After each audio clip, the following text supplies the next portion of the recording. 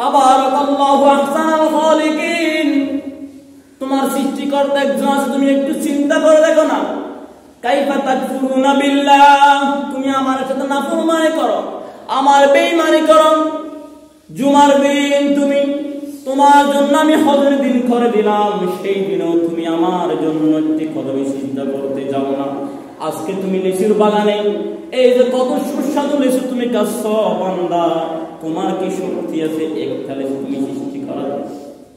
এই লিচুতে কত স্বাদ আমি দিলাম, বান্দা আমি তোমাকে পরীক্ষা করে তোমাকে বোঝার জন্য আমি আবার কত গাছের মধ্যে লিচুগুলো ঠক করে দিছি, আবার কত গাছের লিচুগুলো ছোট রেখে দিছি। ওয়া কুনতুম আমওয়াতান ফাআহইয়াকুম সুম্মা ইউমীতুকুম সুম্মা ইউহয়ীকুম সুম্মা ইলাইহি তুরজাউন।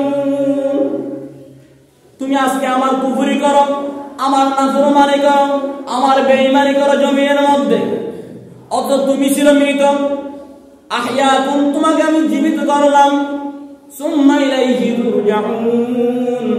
ও বান্দা তুমি দুনিয়ার জমিনে যত কিছু করো না কেন, সুম্মা ইলাইনা তুরজাউন, ও বান্দা তোমাকে নিশ্চয় নিশ্চয় আবার আমার কাছে আসতে হবে, আমার কাছে আবার আসতে হবে। সুম্মা ইলাইহি তুরজাউন, ফিরে আসতে হবে আমার কাছে আবার। তুমি যত কিছু করো না কেন দুনিয়ার জমিনে, তোমাকে আমি বল দিছি, রদ দিছি, শক্তি দিছি, সামর্থ্য দিছি, টাকা দিছি, পয়সা দিছি, গোষ্ঠী দিছি, কিন্তু তোমাকে আমি পরীক্ষা করে দেখছি।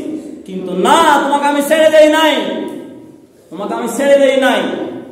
আমি তোমাকে সার দিয়েছি, ছেড়ে দেই নাই। যেই দিন আমি টান দিব, গুড়ি রশিটা আকাশ থেকে একবারে পড়ে গুড়ি মাটির ভিতরে ঢুকে যাবে। তোমাকে আমি একটু একটু সার দিয়েছি, ক্ষমতা দিয়েছি, তাই বলো তুমি তোমার ইচ্ছা মতো করবা। কিন্তু সুম্মা ইলাইহি তুরজাউন, খেয়াল রাখো বান্দা, একদিন আমার কাছে তোমাকে আসতে হবে, ফিরে আসতে হবে। এই জন্য আল্লাহ বলেন, বান্দা তুমি একটু তাবারাকাল্লাহু আহসানুল খালিকিন, তুমি একটু খেয়াল করে দেখো না, আমাকে নিয়ে একটু গবেষণা করো না, আমাকে নিয়ে একটু চিন্তা করো না। আমাকে নিয়ে চিন্তা করবে তুমি, আমি আল্লাহকে লিচুর মধ্যে পেয়ে যাবা, তুমি আমি আল্লাহকে দানের মধ্যে পেয়ে যাবা, তুমি আমি আল্লাহকে জমিনে গেলে সেখানে পেয়ে যাবা। বান্দা আমি পরীক্ষা করার জন্য তোমার পাশের জমিনে আমি একজনকে একখানিতে 1 বিঘা জমিতে আমি 100 আরি দান দিয়েছি, আবার আরেকজনকে 80 দিয়েছি, আরেকজনকে 60 দিয়েছি। বান্দা তুমি একটু খেয়াল করো না, তোমার জমিনে 1 বিঘা জমিতে 100 আরি দান হয়েছে, কিন্তু যদি কারো একটি গরু যদি সেই জমিনে গিয়ে যদি দান খেয়ে ফেলে, তাহলে তোমার ওই 2 জনের মধ্যে এমন ঝগড়া লাগবে, হয়তো রক্তাক্ত হয়ে যেতে পারে। কিন্তু আল্লাহ বলেন, বান্দা আমি ওই জমিনের মধ্যে আমি কুদরতির হুকুমে তোমাকে আমি 100 আরি দিই নাই, 60 আরি দিয়েছি, পাশেরকে আমি 100 আরি দিয়েছি। আমি আল্লাহকে একটু চিন্তা করে দেখার জন্য দিয়েছি। সুবহানাল্লাহ, আমি আল্লাহকে বাবার জন্য দিয়েছি। দেখো জমিনের দান একই, জমিন একই, মানুষ একই, বিষ একই, ফাঁস একই, বাতাস একই, কিন্তু সেখান থেকে সেই জমিন থেকে 2টার খানি জমিন থেকে আমি দানকে বিভক্ত করে দিয়েছি। তুই চিন্তা করো না বান্দা, তুমি ফাঁস দিয়েছো, বিষ দিয়েছো, কষ্ট করেছো, কিন্তু দানকে আমি লালন পালন করেছি তোমার দেখেছি। তুমি কেন আমার কুফরি করো? কাইফা তাকফুরুনা বিল্লাহ, কেন তুমি আমার কুফরি করো, নাফরমানি কেন করো আমার? এই জন্য আল্লাহ তাবারাকাল্লাহু আহসানুল খালিকিন, আমাকে নিয়ে চিন্তা করো, আমাকে নিয়ে গবেষণা করো, আমাকে নিয়ে ফিকির করো। আমাকে নিয়ে ফিকির করলে কি করবা?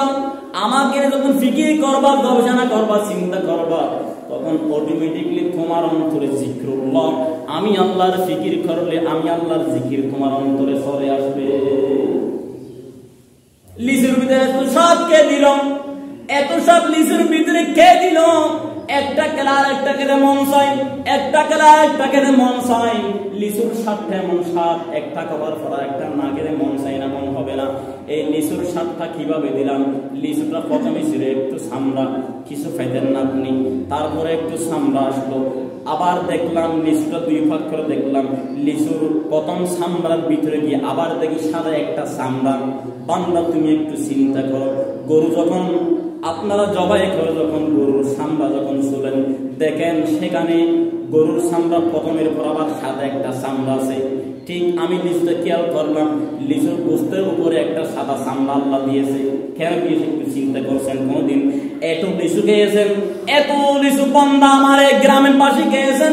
একটু চিন্তা করছেন আমার আল্লাহ এত সুন্দর একটি সুস্বাদু লিচু বানালেন, আর লিচুটা উপরে একটা লাল চামড়া দিলেন, আবার লাল চামড়ার পরে আরেকটা সাদা চামড়া খেয়ে না দিলে কি হতো? ও বান্দা, আমার আল্লাহ রব্বুল আলামিন ওই চামড়া দেওয়ার কারণ হচ্ছে লিচুর লাল চামড়ার ভিতরে যদি সাদা চামড়া না দিত, লিচুটা তুমি খাবার উপযোগী হতো না।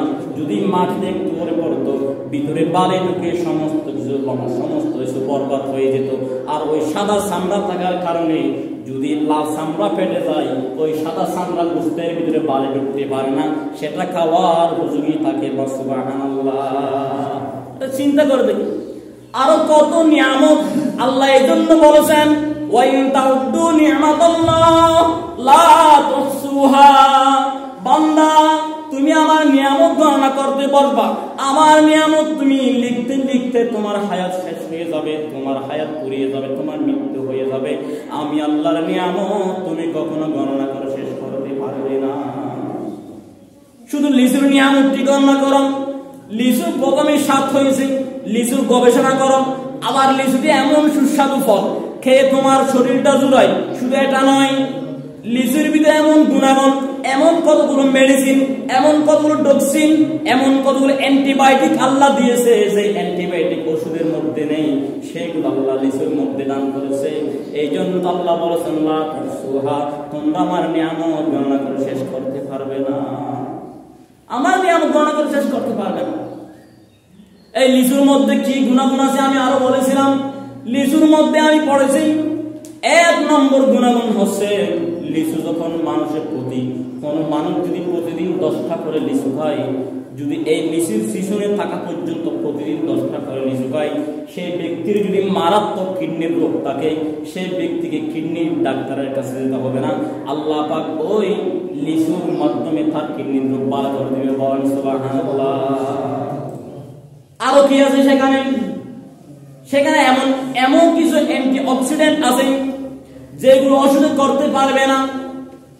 লিচু, আপনি একটা লিচু যখন আপনি পায়ের তলে ছাপ দিবেন, দেখবেন লিচুতে কতগুলো পানি বের হয়েছে। লিচুর মতো পানিওয়ালা লিচু, পানিওয়ালা ফল আর কোনো ফল নাই। লিচু এমন পানি আল্লাহ দিয়েছেন, গবেষকরা বলেছেন লিচু খাওয়ার পর পানি না খেতে। কেন?